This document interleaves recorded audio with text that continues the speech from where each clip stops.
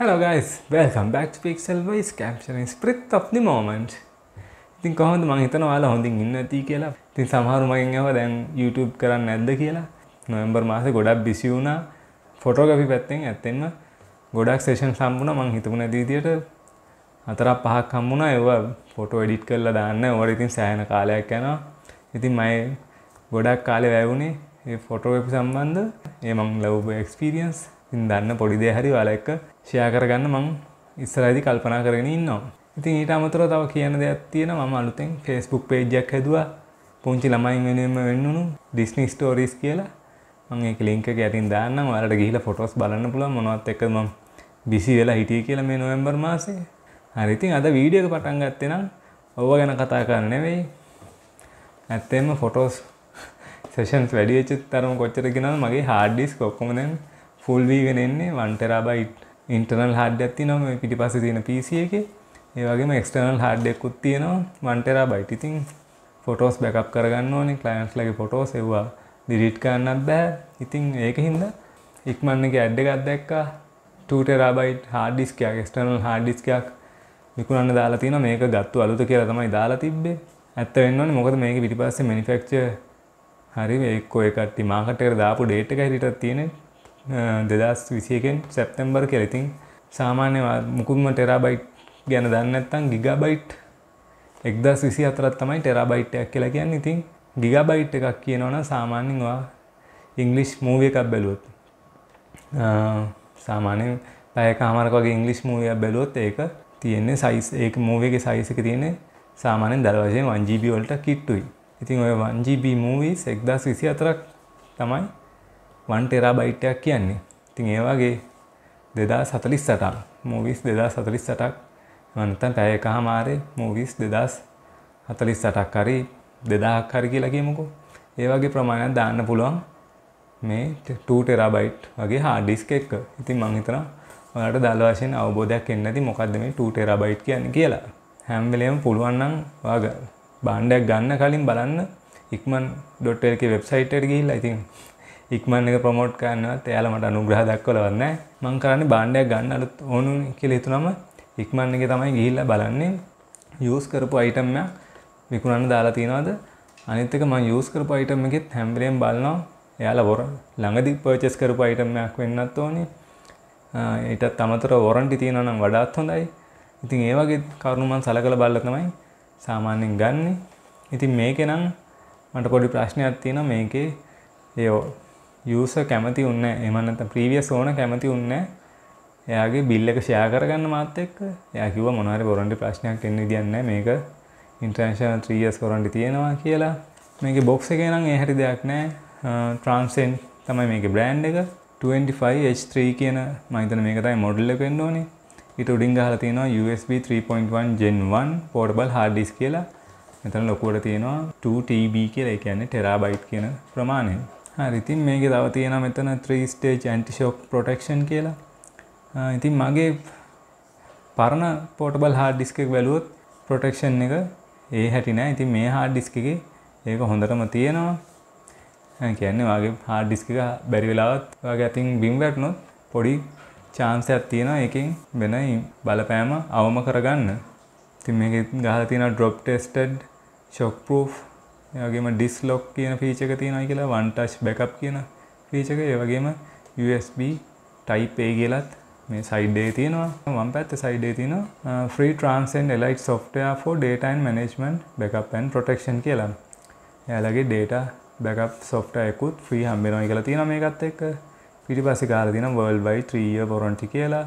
Okay guys අපි unbox කරලා බලමු. ඉතින් හරි මේකේ seal එක නම් broke වෙලා තියෙන්නේ. මොකද පළවෙනි ඕන seal එක broke කරලා බැලුවයි කිව්වා.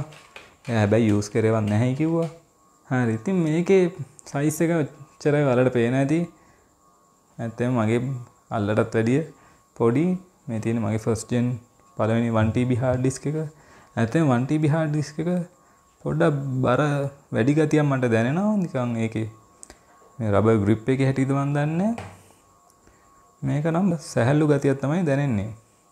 අනිත් මේකේ මේ රබර් මැටීරියල් එකත් අතර සැහැල්ලු ගතියක් දැනෙනවා. ඉතින් මේකේ ප්‍රොටෙක්ෂන් එක හොඳයි. මොකද මේකේ රබර් ග්‍රිප් එකක් තියෙනවා වටේටම.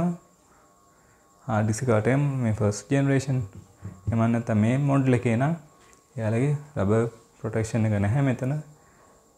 මේ ප්ලාස්ටික් කෑල්ල එළියට නිරාවරණය වෙලා තියෙන්නේ. කම්පියුටර් ප්ලග් කරලා අපි දැන් බලමු මේකේ කොච්චර කැපැසිටි එකක් තියෙනවද.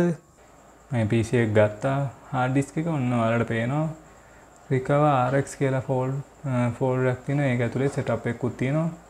මේ අර යාලා free දෙනවා කියන recovery software එක වෙන්න ඕනේ. Transcend Lite කියලා මොකද්ද දන්නේ අපි දාලා බලමු. මේ තියෙන යාලා Transcend අර package එක ගහලා තිබ්බ software එක. ඉතින් මම ඒක install කරලා බලනවා. ඔයාලට පෙන්නනදී මම දැන් අපේ portable hard disk එකේ තියෙන ඉඩ ප්‍රමාණය තමයි මෙතන පෙන්නන්නේ. ඉතින් මම මේ hard disk එක කෙලින් plug කරා විතරයි format කරේවත් මුකුත් කරේවත් නැහැ. tool එක update වෙන්නේ නැවුවා. ඉතින් මම update වෙන්නත් දුන්නා. බලමු තව software එකක් තියෙනවා recovery software එකක්. මේකත් install කරගෙන බලමු. මේක recover කරන්න format කරන්නයි තියෙන්නේ. මගේ මෙතන hard disk තුනක් පෙන්නන්නේ. එකක් SSD drive එකක් තියෙන. ඒක තමයි මම Windows install කරලා තියෙන්නේ. මේ තියෙන්නේ මගේ internal 1TB hard disk එක. මේ තියෙන්නේ අපි plug කරපු 2TB hard disk එක වලට පෙන්නන ඉතින් මෙතන space එක 2TB කිව්වට 1863ක් කියලා තමයි. Transcend Lite software එක නම් වෙලා යන ගතියක් තමයි තියෙන්නේ. කොහේ download වෙච්ච දෙන්. හරි අපි ඉතින් දැන් ඔයාලට පේනවාදී මගේ hard disk එකේ නම් ගොඩක් space ගිහිල්ලා මේ ඔයාලට පේනවාදී මේ නොවැම්බර් මාසේ කරපු sessions තමයි මෙතන තියෙන්නේ ඔක්කොම. ඉතින් මේක මම backup කරනකොට මම cut කරලා paste කරන්නේ නැහැ. මම ඒ වෙනකොට කරන්නේ මෙහෙම select කරලා copy කරලා තමයි paste කරන්නේ. මොකද cut කරලා paste කරනකොට පොඩි risk එකක් තියෙනවා. හදිස්සියත් computer off වුණොත් light ගිහිල්ලා හරි මොන හරි වෙලා off වුණොත් ඔයාගේ data loss වීමේ ප්‍රවණතාවය වැඩි.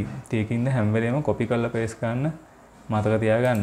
Okay guys, දැන් මම test කරලා බලන්න යන්නේ කොහොමද මගේ පරණ 1TB hard disk එකේ writing speed එක. ඒ කියන්නේ මගේ computer එකේ තියෙන දෙයක් hard එකට copy කරනකොට කොච්චර ඉක්මනට copy වෙනවද?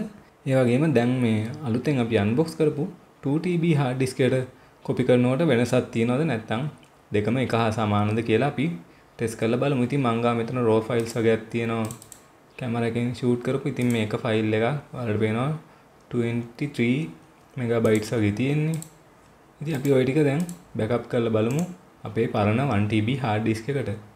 ඔන්න මම Transcend 1 කියලා තියෙන එක මම දැන් copy කරනවා.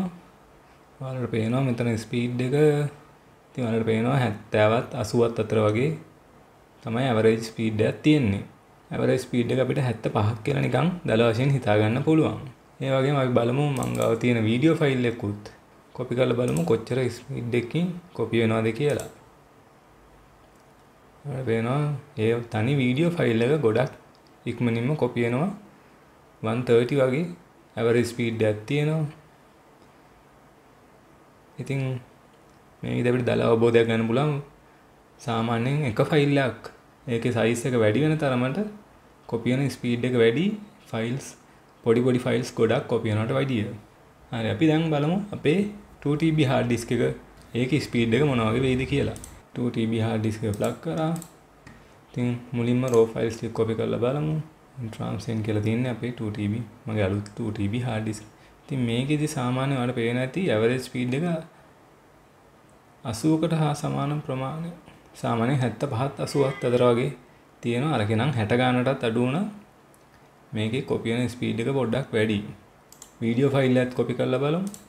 මේක නම් පොඩ්ඩක් speed එක අඩු ගතියක් තියෙනවා. ඉස්සෙල්ලා 130කට වගේ ගියා අපේ 1TB hard disk එකේ නම් මේකේ නම් 110ක් වගේ තමයි 115ක් වගේ තමයි average එක තියෙන්නේ. ඉතින් ඔය වගේ තමයි speed දෙක අතර comparison එක. ඉතින් මම හිතනවා ඔයාලට යම් කිසි අවබෝධයක් එන්න ඇති. ඔයත් මේ 2TB hard disk එකක් ගන්න කල්පනාවෙන් හිටියා නම් ඔයාලට මේ writing speed එක ගොඩක් ප්‍රයෝජනවත් වෙනවා. සමහරට ඔයා ගන්න photos හරි මොන හරි දෙයක් වෙන්න පුළුවන්. ඉක්මනින් backup කරගන්න ඕන නම් ඔයාලට speed එකත් බලා ගන්න පුළුවන්. හරි ඉතින් මම හිතනවා මේ වීඩියෝ එක ඔයාලට ප්‍රයෝජනවත් වෙන්න ඇති කියලා. photography හා small tech හරි gadget හරි සම්බන්ධ වීඩියෝ එකකින් නැවතත් හමු වෙනකම් ගිහිල්ලා එන්නම්. take care guys.